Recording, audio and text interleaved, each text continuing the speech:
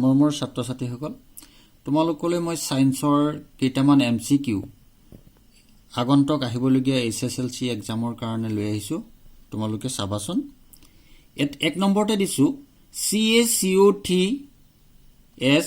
তাপ দিয়াৰ পিছত CaO এটো সলিড প্লাস CO2G ওপৰৰ বিক্ৰিয়াটো এটা উদাহৰণ হৈছে সংযোজন বিক্ৰিয়া এটা দ্বিঅপসাৰণ বিক্ৰিয়া এটা বিযোজন বিক্ৰিয়া আৰু অপসাৰণ বিক্ৰিয়া এই চাৰিটাৰ ভিতৰত ই এটা বিযোজন বিক্ৰিয়া নাম্বাৰ 2 Cu+H2 এই বিক্ৰিয়াত বিজাৰিত হোৱা পদাৰ্থবিধ হ'ল CuH2 নাম্বাৰ 3 এটা দ্ৰৱই ৰঙা লিটমাছ নীলা কৰে ইয়াৰ pH ৰ মান হ'ব যেহেতু ৰঙা লিটমাছ নীলা কৰাত কি হ'ব আমাৰ 1 10 4 11 গতিকে ইয়াৰ নামচন B2 কাৰেক্ট হয় নাম্বাৰ 4 আছে বেকিং সোডা ৰাসায়নিক নাম CaOCl2 NaSCO3 Na2CO3 10H2O CaSO4 half H2O গতিকে NaSCO3 number B2 option B2 correct number 5 আছে তলৰ কোনটো ডবায়নৰ ট্ৰাইট নহয় এই চাৰিটা অপচন দিয়া আছে তাৰ ভিতৰত D2 কাৰেক্ট নাম্বাৰ 6 আছে মৌল X এ HCl2 সংকেতৰ ক্লোৰাইড গঠন কৰে ই উচ্চ গলনাংকযুক্ত এটা সম্ভৱ গোটা পদাৰ্থ মৌল X তলৰ কোনটোৰ সৈতে একেটা বৰ্গত থকাৰ সম্ভাৱনা বেছি ইয়াত চাৰিটা অপচনৰ ভিতৰত নাম্বাৰ B2 কাৰেক্ট আছে Mg মেগনেছিয়াম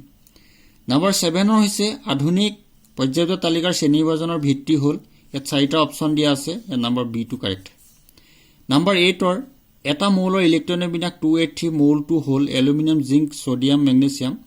ইয়াৰ 13 গতিকে এলুমিনিয়াম A2 কাৰেক্ট নাম্বাৰ 9 আছে 1817 চনত এজন বিজ্ঞানীয়ে তিনিটা মৌলৰ একোটা গোট গঠন কৰিছিল সেই গোটটোক কি নামেৰে জনা যায় ইয়াৰ চাৰিটা অপচনৰ ভিতৰত অপচন B2 কাৰেক্ট ডবায়নৰ ট্ৰাইট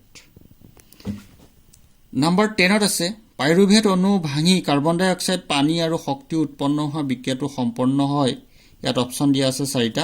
ইয়াৰ অপচন C2 কাৰেক্ট হয় মাইটকণ্ড্ৰিয়াত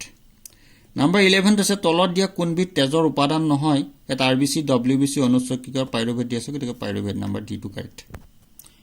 নাম্বাৰ 12 আছে যি প্ৰক্ৰিয়াৰ দ্বাৰা এটা স্বপোষী জীৱৰ কাৰ্বন আৰু শক্তিৰ প্ৰয়োজনীয়তা পূৰ্ণ হয় তাক ডেছ বোলে ইয়াত অপচন চাৰিটাৰ ভিতৰত অপচন A2 কাৰেক্ট হৈছে সালু সংশ্লেষণ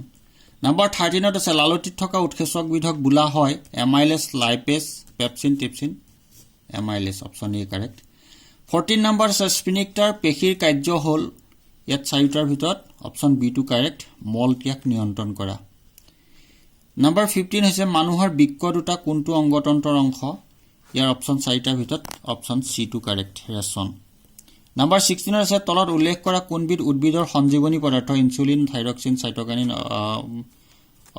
অবেক্টজেন এইকেইটাৰ ভিতৰত তোমাৰ option C2 correct cytokinin number 17 আছে মস্তিষ্কৰ যি অংশই দেহৰ সমতাৰ ভংগিমা নিয়ন্ত্ৰণ কৰে সেই অংশটো হ'ল চাৰিটা অপচনৰ ভিতৰত অপচন A চেৰিবেলাম নাম্বাৰ 18 আছে তলৰ কোনবিধ সঞ্জীৱনী পদাৰ্থই গছৰ পাত সৰাত সহায় কৰে এই অপচন চাৰিটা আছে তাৰ ভিতৰত তোমালোকৰ অপচন B2 কাৰেক্ট জিবাৰেলিন 19 আছে তলৰ কোনবিধ চাৰিত্ৰিক বৈশিষ্ট্য বংশানুক্ৰমিকভাৱে প্ৰবাহ নঘটে এই চাৰিটাৰ ভিতৰত অপচন D কাৰেক্ট দেহৰ আকৃতি নাম্বাৰ 20 আছে আমি খোৱা নিমখ আয়োডিনযুক্ত হ'ব লাগে কাৰণ এই চাৰিটা অপচনৰ ভিতৰত অপচন B2 কাৰেক্ট আয়োডিনে থাইৰক্সিন হৰমন প্ৰস্তুত কৰে নাম্বাৰ 21 আছে যে মানুহৰ আদিম প্ৰজাতি আবাসভূমি আছিল অপচন চাৰিটাৰ ভিতৰত অপচন B2 কাৰেক্ট আফ্ৰিকা 22 আছে যিবোৰ অংগৰ উৎপত্তি বেলেগ কিন্তু দেখাত একে আৰু একে কাৰ্য সম্পন্ন কৰে সেইবোৰ হ'ল ইয়াত অপচন চাৰিটা দিয়া আছে তাৰ ভিতৰত অপচন B2 কাৰেক্ট সমবৃত্ত 23 আছে ক্ৰমবিকাশৰ আধাৰ হ'ল ইয়াত চাৰিটা অপচনৰ ভিতৰত অপচন A2 কাৰেক্ট হৈছে DNA প্ৰতিলিপিকৰণ 24 আছে বংশগতিৰ জনক বুলি কাক কোৱা হয় আমাৰ অপচন B2 কাৰেক্ট মেণ্ডেল 25 আছে লক্ষ্যবস্তু সমান আকাৰৰ সৎ প্ৰতিবিম্ব পাবলৈ হলে লক্ষ্যবস্তুটো অবতল দাপনৰ সন্মুখত কোন স্থানত ৰাখিব লাগিব এটা অপচন B2 কাৰেক্ট দাপনৰ ভাস্কেন্দ্ৰত 26 আছে লেন্স এখনৰ ক্ষমতা 2 ডায়োপ্টাৰ ইয়াৰ ফোকাস দৈৰ্ঘ্য হ'ব আমাৰ option B2 correct 50 cm P = 1/f ফৰ্মুলাত কৰিব লাগিব 27 গাড়ীৰ হেডলাইটত ব্যৱহাৰ কৰা দাপনখন হ'ল অবতল দাপন 28 দাপন এখনে লক্ষ্যবস্তুৰ সমান অসৎ প্ৰতিবিম্ব গঠন কৰে দাপনৰ প্ৰকৃতি হ'ব সমতল দাপন 29 হীৰাৰ প্ৰতিসৰণাংক হ'ল 2.42 30 নম্বৰত দিছো কোনবিধ পদাৰ্থৰে লেন্স তৈয়াৰ কৰিব নোৱাৰি অৰ্থাৎ মৃত্তিকা 31ত মানুহৰ চকুৰ অক্ষিগোলকৰ ব্যাস হ'ল 2.3 সেন্টিমিটাৰ 32 নিয়মীয়া দৃষ্টিৰে প্ৰাপ্তবয়স্কৰ বাবে স্পষ্টকৈ দেখা ন্যূনতম দূৰত্ব হৈছে 25 সেন্টিমিটাৰ 33 সূৰ্যৰ পোহৰৰ বৰ্ণালী পাবলৈ প্ৰথমে কোনে প্ৰিজম ব্যৱহাৰ কৰিছিল নম্বৰ সি নিউটন 34 মানুহৰ চকুৱে প্ৰতিবিম্ব গঠন কৰা স্থান হৈছে অক্ষিপট নম্বৰ ডি অপচনটো কাৰেক্ট 35ত কি ঘটে যেতিয়া লঘু হাইড্ৰক্লোৰিক এসিড লুৰ গুড়িৰ যোগ কৰা হয় হাইড্ৰোজেন গেছ আৰু আইৰন ক্লোৰাইড উৎপন্ন হয় অপচন এ টু কাৰেক্ট ছাত্ৰ ছাত্ৰীসকল ভিডিঅটো স্কিপ নকৰাকৈ চাবা খুব কম সময়ৰ ভিতৰত হোৱা কাৰণে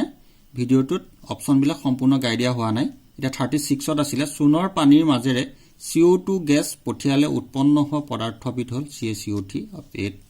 37 যি বিক্ৰিয়াত বিক্ৰিয়ক পদাৰ্থ দুটাৰ মাজত আয়নৰ বিনিময় ঘটে তাক বোলা হয় দ্বি অপসাৰণ বিক্ৰিয়া অপচন ডি টু কাৰেক্ট 38ত আছে তলৰ কোনটো দ্ৰৱই নীলা লিটমাছ বৰণ ৰঙা কৰিব HCl দ্ৰৱ 39 তলৰ কোনবিধ নৱীকৰণযোগ্য শক্তিৰ উৎস নহয় বতাহ শক্তি সৌৰ শক্তি জলবিদ্যুৎ প্ৰকল্প জীৱাশ্ম ইন্ধন